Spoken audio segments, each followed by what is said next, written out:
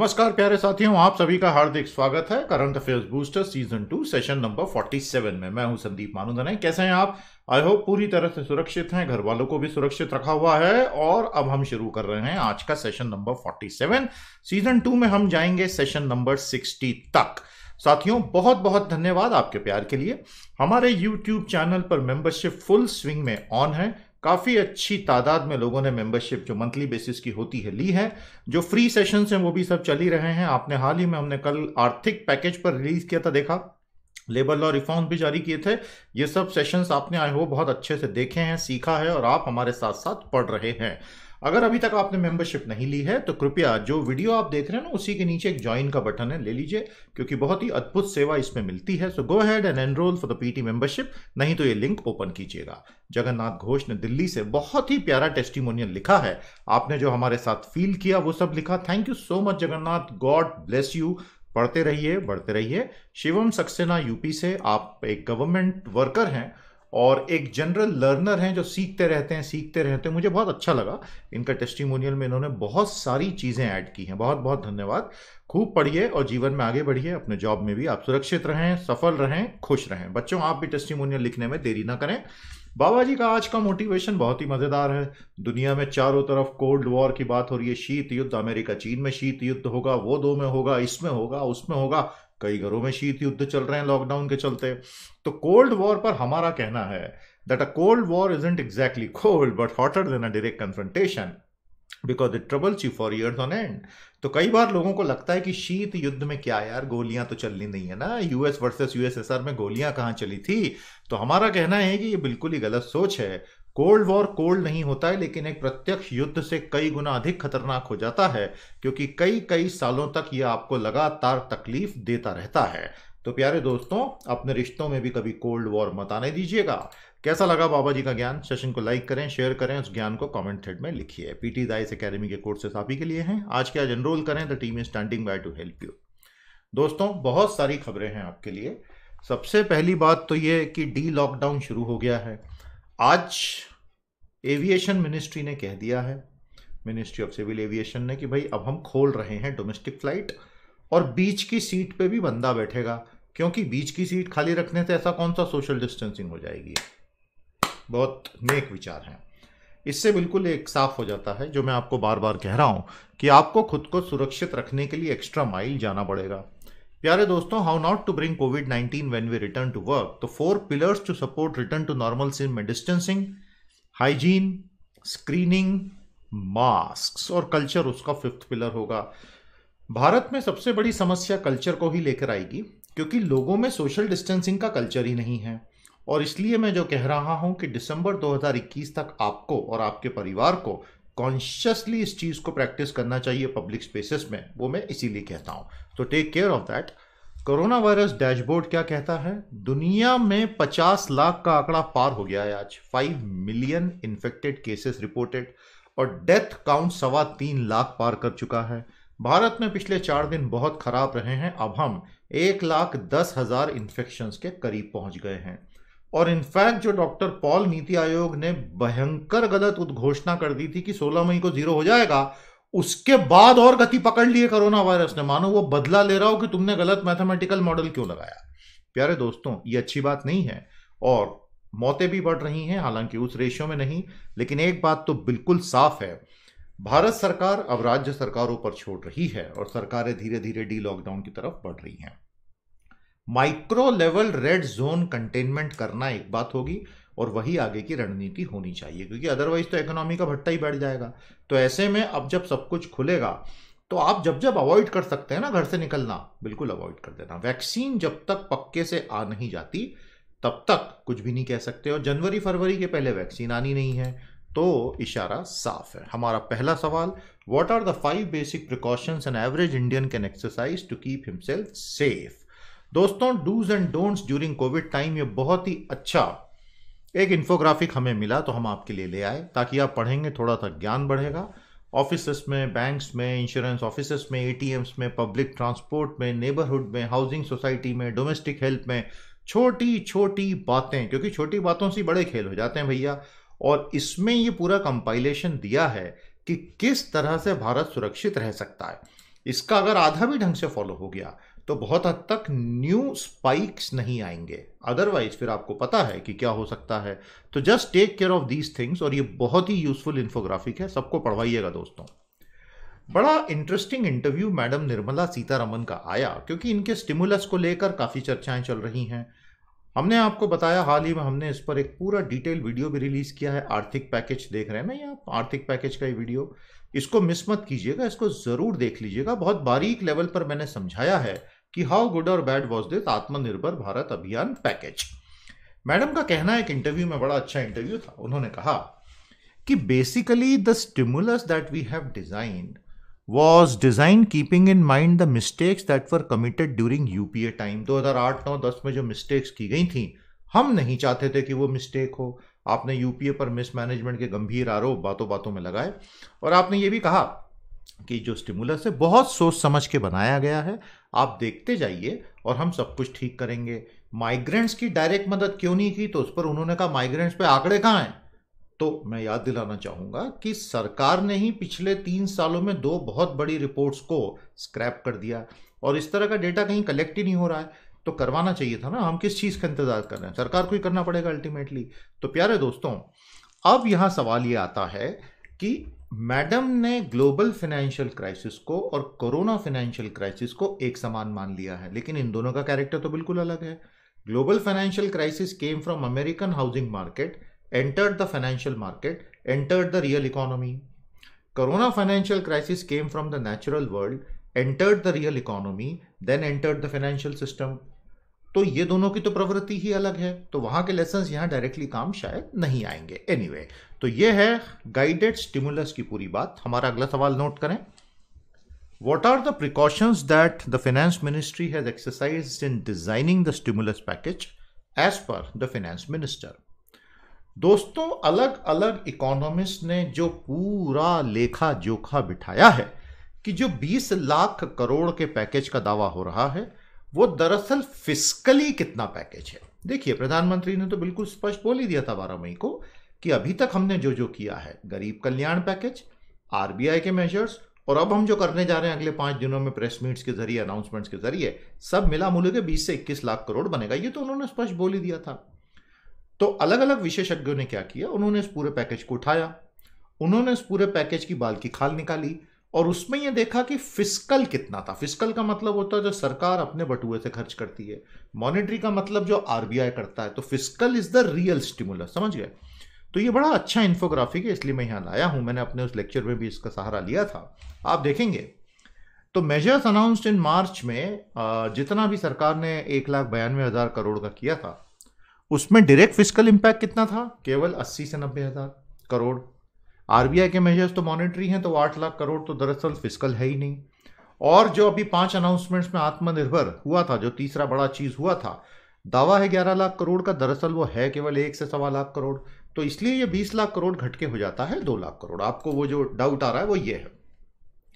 तो अगर सरकार की माने तो ये पूरा पैकेज जिसमें fiscal, non fiscal, RBI, monetary सब है, जीडीपी का 10% है। एक्सपर्ट्स की माने तो वास्तविक रूप में ये केवल 1% है, 2 लाख करोड़। टोटल जीडीपी 203 लाख करोड़ पिछले साल का, क्योंकि बाकी का तो मीडियम और लॉन्ग टर्म में आएगा ना। इकोनॉमी की जरूरत तो आज है। आपको बात समझ में आ गई? तो हमारा अगला सवाल नोट कर लें, ये एग्जाम के लिए डिस्कशन बहुत बहुत इंपॉर्टेंट है। हालांकि कोई भी इस तरह से नहीं सवाल पूछेगा सरकार की आलोचना करता हुआ, लेकिन एटलीस्ट आपके पास ये फैक्ट्स तो हों। हमारा अगला सवाल नोट करेंगे जो वॉलंटियर्स कंपाइल कर रहे हैं। Thank you so much. कई लोग डिटेल्ड आंसर्स भी लिख रहे हैं। Thank you thank you thank you, बहुत बढ़िया काम कर रहे हैं, सभी बच्चों को फायदा हो रहा है। Good deed of the day है आपका ये। प्यारे दोस्तों, अगला सवाल नोट करें। Why is the 20 lakh crore stimulus being claimed to be of just 2 lakh crore? तो आप इससे डिसएग्री कर सकते हैं इस एनालिसिस से, जो अलग अलग एक्सपर्ट्स ने प्रेजेंट किया है। आपके पास कोई दूसरे तर्क हों तो वो प्रस्तुत करें, ठीक है, मजा आएगा। तो प्यारे दोस्तों, अब धीरे धीरे धीरे जैसे जैसे हम एक एक स्टेप आगे बढ़ते जा रहे हैं, एक एक सप्ताह बीतता जा रहा है, तो अलग अलग जो रेटिंग एजेंसीज हैं दुनिया की, जो ब्रोकरेजेस हैं, जो एक्सपर्ट्स हैं, जो इकोनॉमिस्ट हैं, अब वो क्या कह रहे हैं? उनका कहना है कि भारत के जीडीपी में जो संकुचन होगा, सिकुड़न होगा, श्रिंकेज होगा, वो सिर्फ 0% तक नहीं रहेगा, वो काफी कम हो जाएगा। मतलब $2.8 ट्रिलियन का हमारा इकोनॉमी पिछले साल था, 203 लाख करोड़ का, वो इस साल श्रिंक होने वाला है। अब अलग अलग लोग अलग अलग बता रहे हैं, कोई 7% माइनस चला जाएगा, कोई 5%, कोई -4.7, और इनका कहना है कि ये सब्सटेंशियल श्रिंकेज तो अब होना ही होना है। क्यों होना है? क्योंकि जो अभी आत्मनिर्भर भारत अभियान आया उसमें इमीडिएट में उपभोग और विनिर्माण को बल देने के उपायों की कमी थी। समझ में आया आपको? आज की जरूरतें पूरी नहीं हुई हैं और सरकार कम से कम पैसे से ज्यादा रिजल्ट लेना चाहती है, जो एक पैंडेमिक में संभव नहीं है। वो अदरवाइज संभव हो सकता था, लेकिन शायद इसमें संभव नहीं है। फिर उन्होंने कहा कि डिमांड साइड को पूरी तरह इग्नोर किया है, लोगों के पास पैसा नहीं है। जब तक लोगों के पास ही पैसा नहीं आएगा, जिसके लिए सरकार ने 40,000 करोड़ मनरेगा में बढ़ा है, जो कि बहुत काबिले तारीफ है, और वो हमने आपके साथ इसमें डिस्कस भी किया। जो आपको ट्रांचे 5 में दिख रहा है ना, लास्ट आत्मनिर्भर में 40,000 करोड़, ये वही तो है मनरेगा में जो एक्स्ट्रा आवंटन किया, जो कि बहुत समझदारी का काम किया है। और हमारा प्रेडिक्शन ये रहा है मनरेगा के लिए कि इस साल अब मनरेगा 60 + 40 1 लाख करोड़ हो गया है। मार्च 2021 आते आते सरकार इसको बढ़ाकर 2 लाख करोड़ कर देगी। डिस्ट्रेस बहुत डीप है ना, बहुत भयंकर तनाव है आय में, तो ग्रामीण क्षेत्रों में हालत बद से बदतर ही होने हैं। ये तो बात सबको दिखी रही है ना, सरकार खुद समझ रही है। तो ये 1 लाख करोड़ नहीं, मनरेगा बढ़ते बढ़ते 2 लाख करोड़ हो जाएगा। आप देखिएगा मार्च 2021 तक क्या होता है, और होगा तो उससे फायदा होगा, ध्यान रखना, नुकसान नहीं होगा। तो अब एक्सपर्ट्स क्या बोल रहे हैं? भाई टैक्स कट कर दो, जीएसटी रेट थोड़े कम कर दो, जिसपे सरकार को काफी चिंता है, क्योंकि ऑलरेडी पेंडिंग कंपनसेशन ड्यूज अभी दिए नहीं गए हैं। हाउसिंग सेक्टर में, ऑटो सेक्टर में इंसेंटिव्स दीजिए, इंफ्रास्ट्रक्चर इन्वेस्टमेंट भारत सरकार खुद लाए, ऐसी बहुत सारी मांगे हैं। हमारा अगला सवाल, what are the various estimates regarding the overall shrinkage of GDP in India for 2020-21? दोस्तों, किसी भी बड़ी कंपनी का सीईओ जो होता है वो हमेशा एक बहुत लंबा चौड़ा आपको एस्टिमेट देता है कि इस साल हम कितना ग्रो होंगे, हमारा रेवेन्यू कितना बढ़ेगा। उसके बिना तो कंपनी चल ही नहीं सकती ना। उसी तरह भारत के सीईओ हैं नरेंद्र मोदी, उन्होंने बड़ा अच्छा लक्ष्य दिया था, $5 ट्रिलियन हमको बनाना है 2024-25 तक। क्योंकि बड़ा लक्ष्य नहीं दोगे तो आगे कैसे बढ़ेंगे, ये तो सभी समझते हैं, उसमें कुछ भी गलत नहीं है। तो अब थोड़ा उस बेंचमार्क पे हम देख लें। आज अगर हम 2.8 से $3 ट्रिलियन के बीच में थे, हम नॉमिनल जीडीपी की बात कर रहे हैं करंट टर्म्स में, this is not real figure, this is nominal figure. तो ये 2.8 से $3 ट्रिलियन में अगर 10% का इस बार संकुचन आ गया, कॉन्ट्रैक्शन आ गया, तो हम घट के अराउंड 2.6-2.7 ट्रिलियन पर आ जाएंगे। उसके बाद आने वाले सालों में जो जीडीपी का ग्रोथ रेट होगा वो 3, 3.5, 4, 4.5, 5% यदि हुआ तो जाके 5 ट्रिलियन पर पहुंचते पहुंचते हमें 2027, 2028, 2029 हो जाएगा। तो इससे आपको मुझे क्या लेना देना? Per capita income. तो हम अगर लोगों के जीवन स्तर को बढ़ाना चाहते हैं तो पर कैपिटा इनकम बढ़ानी पड़ेगी, जो चीन की आज हमसे कई गुना हो गई है। तो अगर हम उससे कंपेयर करें तो जीडीपी का घटना विनाशकारी होगा, क्योंकि इसमें हमें रेट तो आने वाले सालों में, इस साल तो जो हो रहा है वो तो हम जानते ही होना है, इसलिए कोई दिक्कत नहीं है, लेकिन जल्दी से स्टिमुलस लाके ठीक किया जा सकता था। आने वाले सालों में अगर ग्रोथ रेट नहीं आता है तो वो हमारी कॉमन प्रोस्पेरिटी के लिए पूरा का पूरा दशक स्वाहा न हो जाए कहीं। ये चिंता सभी को बहुत क्लियर है, सरकार को भी है, इसीलिए वो अभी स्टिमुलस नहीं देना चाहती, क्योंकि उसको डेट टू जीडीपी बढ़ने का खतरा दिख रहा है। अब वही तो एक फिलोसॉफिकल डिबेट है कि सही किया या गलत किया, समझ गए बेटा? तो अगला सवाल नोट करें, what are the various estimates regarding how much the Indian economy will shrink. तो ये हमारे आज के मैक्रो इकोनॉमी के फिगर्स हैं सारे। इस साल हमारा ट्रेड सरप्लस में चला जाएगा, करंट अकाउंट हमारा डेफिसिट नहीं होगा, सरप्लस होगा, क्योंकि एक्सपोर्ट भी तेजी से गिरे हैं लेकिन इंपोर्ट उससे डबल स्पीड से गिर गए, तो नेट हम सरप्लस में आ जाएंगे, जो कि एक अच्छी बात नहीं है, क्योंकि ऐसा सरप्लस जो कम इकोनॉमिक एक्टिविटीज हुआ उससे क्या फायदा। बाकी के मैक्रोज भी धीरे धीरे वर्सनिंग हो रही है, PMI is at a historic low. अब जैसे जैसे डी लॉकडाउन आया है, जून जुलाई अगस्त तक हमें पता चलेगा कि हम कितना रिकवर कर रहे हैं। इसलिए अगर सारे भारतीय कोऑपरेट करके सोशल डिस्टेंसिंग रखेंगे तो चीजें बहुत अच्छे से मैनेज होंगी, नहीं तो अगला स्पॉट आ जाएगा। ये वायरस तो मर्सीलेस है, हमने देख लिया, इस वायरस को किसी की चिंता नहीं है, वो डोनाल्ड ट्रंप की चिंता नहीं करता, आपकी मेरी क्या करेगा। ब्राजील का क्या हाल हो गया देखा है, आज की रिपोर्ट पढ़ी है आपने? ब्राजील में हत्याकांड मचा दिया इस वायरस ने, और बोल्सोनारो जो है वो पहले दिन से ही गलती कर रहे हैं, लोगों को बोल रहे हैं बाहर निकलो बाहर निकलो, और ब्राजील से आने जाने वाली सारी फ्लाइटों पे अमेरिका में बैन लगने वाला है, क्योंकि इतना भयंकर फैल गया इन्फेक्शन। तो जहां जहां ये स्ट्रांगमैन पॉलिटिक्स हुई है ना दुनिया में, वहां वहां के नागरिकों ने बहुत बड़ी कीमत चुकाई है। Brazil is the worst example of that. अगला सवाल नोट करें, लिस्ट सर्टन की macro economic parameters of India and what is the expectation for the next few month. साथियों, आपको हमारी मेहनत अच्छी लग रही हो, लगातार हमारे द्वारा दिए जा रहे ये सारे फ्री रिसोर्सेज अच्छे लग रहे हों, तो आप ज़रूर कंट्रीब्यूट करें पीटी को। करंट अफेयर्स की हमारी साइट है, लगातार यूज़ करें। 365 कंटेंट लगातार अपडेट होता है, इसको भी बहुत अच्छे से यूज़ करें। टीम बड़ी मेहनत करती है इसके ऊपर, एक पूरी टीम लगी हुई है कंटेंट आप तक लाने के लिए। सिविल्स तपस्या की साइट को यूज़ करें, इसमें डेली डाइजेस्ट रोज़ शाम को ईमेल से चाहिए, फॉर्म भर दीजिए, 2-3 दिन में शुरू होगा। कहीं दिक्कत हो कमेंट थ्रेड में बता दीजिए, एक एक करके हम उसको रिजॉल्व भी करते जा रहे हैं। तो आपसे अनुरोध है कि टीम पीटी को मजबूत बनाएं। Keep contributing, thank you so much. तो स्वच्छ भारत अपनी गति से चल रहा है, भले ही पैंडेमिक हो या ना हो। मजे की बात है कि भारत में 4372 सिटीज हैं भैया। ये एक बहुत अजीबोगरीब नंबर है, इतने सारे शहर, मतलब इनमें से मैक्सिमम छोटे छोटे हैं। इनका कंसोलिडेशन बहुत बहुत जरूरी है अगर आपको जीडीपी बढ़ाना है। तो वो एक दूसरा अर्बनाइजेशन और इकोनॉमिक आउटपुट की जो लिंक है, मैंने एक हिंट दे दी है, उस पर थोड़ा कुछ कमेंट में जरूर आपकी तरफ से ज्ञान की बारिश कीजिएगा। तो लेटेस्ट जो स्वच्छ सर्वेक्षण की स्टार रेटिंग प्रोटोकॉल है, 4372 में से केवल 1435 सिटीज ने अप्लाई किया, क्योंकि बाकी जगह कुछ हो ही नहीं रहा होगा सॉलिड वेस्ट मैनेजमेंट। ये 1435 में से मंत्रालय केवल 141 को ही रैंक दे पाया, क्योंकि बाकी जगह हालत अच्छी नहीं। 71 को मिला 1 स्टार, 65 को मिला 3 स्टार, 6 को मिला 5 स्टार। समझ में आया? अंबिकापुर छत्तीसगढ़ का, राजकोट और सूरत गुजरात के, मैसूरू कर्नाटक का, इंदौर मध्य प्रदेश का और नवी मुंबई महाराष्ट्र का, इन सबको मिला 5 स्टार। अभी 7 स्टार पर कोई भी नहीं आया। तो यह है स्टार रेटिंग प्रोटोकॉल, ये डिटेल्स याद रखिएगा, बहुत अच्छा है। इस तरह की कंपटीशन बहुत अच्छी चीज है, और क्लीनलीनेस के लिए हो इससे तो अच्छा कुछ भी नहीं, क्योंकि आने वाले सालों में अब हमको इस तरफ बढ़ना ही पड़ेगा, हमारे शहर जीने लायक बने। इसके लिए पूरा श्रेय प्रधानमंत्री मोदी को जाता है, जो उन्होंने 2014 से लाल किले की प्राचीर से स्वच्छ भारत बनाने को एक मेन स्ट्रीमिंग दिया। जो बाकी हमेशा चलते थे, पहले निर्मल भारत चलता था, लेकिन एक मेन स्ट्रीमिंग भी कोई चीज होती है तो वो क्रेडिट मोदी को जाता है। तो ये आप न्यूज अच्छे से पढ़ लें, समझ लें। हमारा अगला सवाल, what is the star rating protocol for स्वच्छ भारत।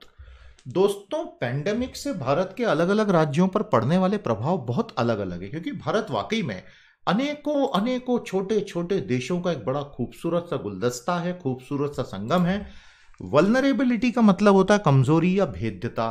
तो ये बड़ा अच्छा एक सर्वे हुआ जिसमें पता किया कि भाई आउटपुट वल्नरेबिलिटी, यानी कहां कहां उत्पादन में, इंडस्ट्री और सर्विसेज के उत्पादन में दिक्कत आ सकती है।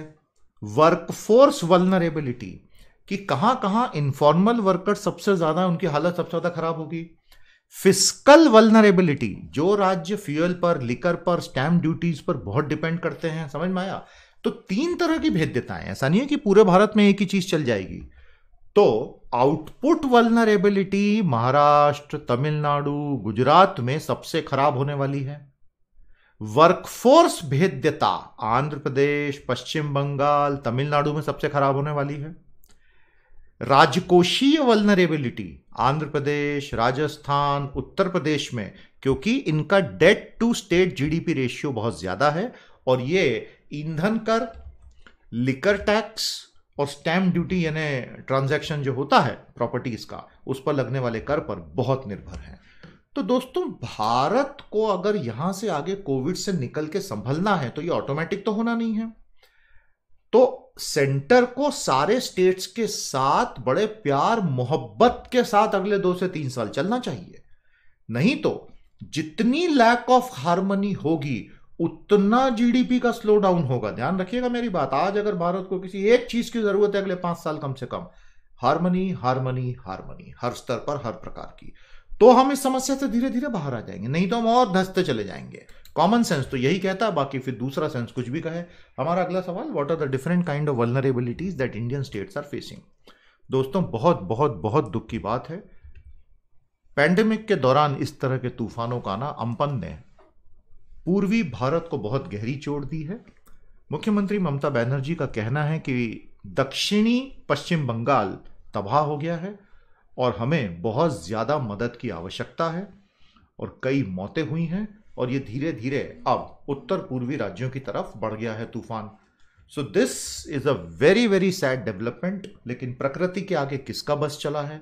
ये तो एक नेचुरल डिजास्टर है। जो पैंडेमिक चल रहा है वह भी मानव की ग्रीड का ही एक पैदा हुआ डिजास्टर है। तो इन सब से लड़ने की शक्ति हमारे सभी भाइयों बहनों को मिले, यही हमारी शुभकामना है। कल हमने आपको यह सब दिखाया था पिछले सेशन में, या फिर से एक बार देख लें, पढ़ लें कि किस प्रकार से साइक्लोन्स का कैटेगराइजेशन आईएमडी ने दिया है। हमारी जुडिशरी में बड़ी मजेदार चीजें चल रही हैं दोस्तों। हो ये रहा है कि जब से पैंडेमिक आया सब कुछ वर्चुअल हो गया। और जब मैंने पहली बार सुना था तो मुझे दो फीलिंग्स आई थी, बहुत ध्यान से मेरी बात सुनना। पहली थी ट्रेमेंडस खुशी की कि यार कितनी अच्छी बात है, लोगों ने टेक्नोलॉजी को एक्सेप्ट किया है। हालांकि टेक्नोलॉजी और साइंस दो बहुत अलग चीजें होती हैं। टेक्नोलॉजी ये नहीं, ये सब जो हम कर रहे हैं, टेक्नोलॉजी अडॉप्ट करना, मानो आपने टेक्नोलॉजी अडॉप्ट कर ली, मैंने कर ली, और हम इस तरह से इंटरेक्ट कर रहे हैं, इसका यह मतलब नहीं कि हमारा साइंटिफिक टेम्परामेंट है। साइंस बहुत अलग चीज होती है। विज्ञान, वैज्ञानिक सोच, सवाल पूछने की ताकत, हर चीज में घुस के उसके लॉजिक को समझ, वो एक अलग ही माइंडसेट है। टेक्नोलॉजी यूज तो कोई भी कर सकता है, बेहद अवैज्ञानिक सोच का आदमी भी टेक्नोलॉजी यूज कर सकता है। पहले तो ये दो का अंतर समझो। तो अगला सवाल नोट कर लो, what is the fundamental difference between science and technology. तो अब वापस इस न्यूज पर आते हैं। जब मैंने पहली बार देखा कि भारत में वर्चुअल कोर्ट आ गए, सुप्रीम कोर्ट की बेंच वर्चुअली देख, मुझे इतनी खुशी हुई और साथ ही साथ मुझे इतना डर लगा कि लोगों की कंप्यूटर लिटरेसी है कहां। लोग टेक्नोलॉजी यूज करते हैं, लेकिन उसमें उस वैज्ञानिक सोच से घुस के उसको पूरा यूटिलाइज करना, ये भारत में कहां है। कितने स्कूल और कॉलेज, चलो मैं आपसे पूछता हूं, कमेंट थ्रेड में जवाब दो। आप जिस स्कूल के भी हैं, आप जिस कॉलेज के, यूनिवर्सिटी के हैं, क्या आपके स्कूल और कॉलेज के अध्यापक आपको वाकई में सही ढंग से ऑनलाइन उतना अच्छे से पढ़ा पा रहे हैं जितना आप अदरवाइज चाहेंगे? उनकी गलती नहीं है, मैं शिक्षकों पे उंगली नहीं उठा रहा हूं, मैं तो खुद एक शिक्षक हूं। उनको कभी ट्रेनिंग ही नहीं दी गई ना, स्कूलों कॉलेजों में इस चीज की तैयारी कहां होती है। तो इसलिए ये आसान नहीं है ट्रांजिशन करना। तो वही हुआ, वो जो डर था वो सामने आ रहा है। अब वकीलों का कहना है कि वर्चुअल कोर्ट से फायदा नहीं, नुकसान बहुत हो रहा है, फिजिकल मोड वापस लाइए और उसमें डिस्टेंसिंग रखिए। उनका कहना है कि वर्चुअल कोर्ट्स में बहुत सारे वकीलों को तो पता ही नहीं चल रहा है कि हो क्या रहा है। आपको बात समझ में आई? जितना इसमें प्रेसिंग मैटर्स में जिस तरह की रिलीफ चाहिए, हमें एक्सेस ही नहीं मिल पा रहा है, लिटिगेंट्स को एक्सेस नहीं मिल पा रहा है, तो आप तुरंत फिजिकल कोर्ट्स वापस लाइए, क्योंकि अदरवाइज तो इस तरह न्याय पूरी तरह से कोलैप्स हो जाएगा। ये सीधा सीधा वकीलों ने डिमांड रख दी है सुप्रीम कोर्ट से। तो ये हमें बताता है कि टेक्नोलॉजी को भी एडॉप्शन में और इंप्लीमेंटेशन में बहुत लंबा रास्ता तय करना है। सुप्रीम कोर्ट के जस्टिस एस रविंद्र भट्ट जी का कहना है कि जुडिशरी को धीरे धीरे काम करने के तरीकों में पोस्ट कोविड-19 फ्यूचर कोर्टरूम कैसा दिखेगा उसकी तैयारी करनी पड़ेगी। आपको बात समझ में आई? Information technology, virtual court room, digital filing, e filing, ये सारी चीजें अब हर स्तर पर भारत में लानी पड़ेगी। ये तो बात बहुत अच्छी है, बिल्कुल लानी पड़ेगी, लेकिन समस्या ये है कि गरीब आदमी गांव का जो कोर्टों में उलझा पड़ा, उसको कहां डिजिटल लिटरेसी। तो लंबा समय रहेगा और इसमें कहीं जस्टिस सैक्रिफाइस ना हो जाए, बस वही एक डर है। बाकी तो हम तो खुद टेक्नोलॉजी को पूरी तरह से अडॉप्ट करके चलने वाले लोगों में से हैं। तो प्यारे दोस्तों, हमारा अगला सवाल नोट करें, what are the practical challenges in running virtual courts in India. Centre को अब जीएसटी कंपनसेशन देने में पसीने छूट रहे हैं। वादा यह था कि 2014-15 का जितना भी राज्यों का अपना अपना ओवरऑल इनडायरेक्ट टैक्स कलेक्शन था, ये ओरिजिनल जो वादा किया था सेंटर ने कि भैया 2014-15 का बेस ईयर मान के 17, 18, 18, 19, 19, 20, 20, 21, 21, 22 में हर साल 14%, 14%, 14%, 14%, 14% की ग्रोथ होगी, उतना हम तुमको देंगे, ये गारंटी है। इसीलिए तो राज्यों ने कानून बनाए और 1 जुलाई 2017 को अरुण जेटली साहब के कहने पे कूद पड़े वन नेशन वन टैक्स में। अब उसके बाद दुर्भाग्यवश इकोनॉमी पूरी तरह से स्लो हो गई, तो तब सरकार ने कहा था कि अगर इतना ग्रोथ नहीं आया तो हम सिन गुड्स पे कंपनसेशन सेस लगा के उसमें से तुमको देंगे। अब वो भी कम पड़ रहा है और राज्यों को सरकार 2-2 महीने में रिलीज कर नहीं पा रही है। तो अब सरकार बाजार से पैसा उठाकर राज्यों को देने की बात कर रही है। अच्छी बात है कि केंद्र सरकार देने की बात कर रही है। मुझे डर था कि कहीं राज्यों से लेने की बात ना करने लग जाए। तो साथियों, राज्यों की कमर टूट चुकी है और ये बहुत अच्छा है कि केंद्र सरकार बोरिंग करके देगी, because the cost of borrowing for the monetary sovereign which is the GOI is always lower compared to the states, which anyway won't be able to run the states anymore if this continues. हमारा अगला सवाल, what are the various stresses present in the GST system of India. जरूर हमारी YouTube की membership लीजिएगा दोस्तों, सैकड़ों बच्चे ले चुके हैं, आप भी लीजिए, बहुत बढ़िया वो गर्मा रहा है। अभी एक ही वीक हुआ है और ये अपने आप में बेस्ट किस्म का एक कंटेंट होगा। मंथ ऑन मंथ आप जुड़े रहेंगे, हमारी गारंटी है। शुरुआत करें, आपको बहुत अच्छा लगेगा। डोनाल्ड ट्रंप कहते हैं कि we are proud and honoured to have the largest number of corona virus cases in the world. Now we have the largest cases. Why do we have large? We're testing the most. Testing the most. We have large cases. No sir, I'm not going to allow anybody. गजब का आदमी है भाई साहब, गजब का आदमी है, अपने समझ के बाहर का आदमी है। देखना मिसाइल तो नहीं छोड़ी गई उसने। तो ये अमेरिकन एक्सेप्शनलिज्म का गजब यूज किया गया है फ्रेज का। तो इनका कहना है कि ये तो इसलिए क्योंकि हम टेस्टिंग ज्यादा कर रहे हैं, लेकिन डेमोक्रेटिक पार्टी का कहना है कि डुबा दिया इस आदमी ने देश को, और वहां तो ब्राजील डूब रहा है। अब देख लीजिए क्या हाल है। हमारा अगला सवाल नोट करें। What is President Trump's idea when he claim that having the highest number of corona virus infections is the badge of honour. ये हैं कोविड के ट्रुथ, हम आपको पहले भी बता चुके हैं। अपने दोस्तों तक पहुंचाएं, परिवार को समझाएं, सुरक्षित रहें। लद्दाख, नेपाल, चीन, जिस तरह से पिछले एक महीने में स्थितियां हाथ से निकली हैं, ये बहुत डेंजरस है। भारत के लिए साउथ एशिया के सारे देशों के साथ पंगा होना अच्छी बात नहीं है भाई। जो भी हो, गलती किसी की भी हो, नेपाल के साथ इस तरह का झगड़ा होना ये तो अलाउड ही नहीं है। कैसे कर सकते हैं हम नेपाल से झगड़ा? मतलब नेपाल कैसे कर सकता है हमसे झगड़ा? डिप्लोमेसी का मतलब ही ये होता है कि पर्दे के पीछे सारे झगड़े सुलझा लो, और नेपाल हमारे पक्ष में खड़ा दिखना चाहिए। लेकिन अनफॉर्चुनेटली नेपाल जिस तरह की भाषा यूज कर रहा है कि भारत से आने वाला वायरस चीन से आने वाले वायरस से कहीं ज्यादा लीथल है, this shows the complete loss of handle we have had on Nepal, and that really worries me, which basically means that China has reached our borders directly. मतलब नेपाल तो सीधे एंट्री दे देगा उसको।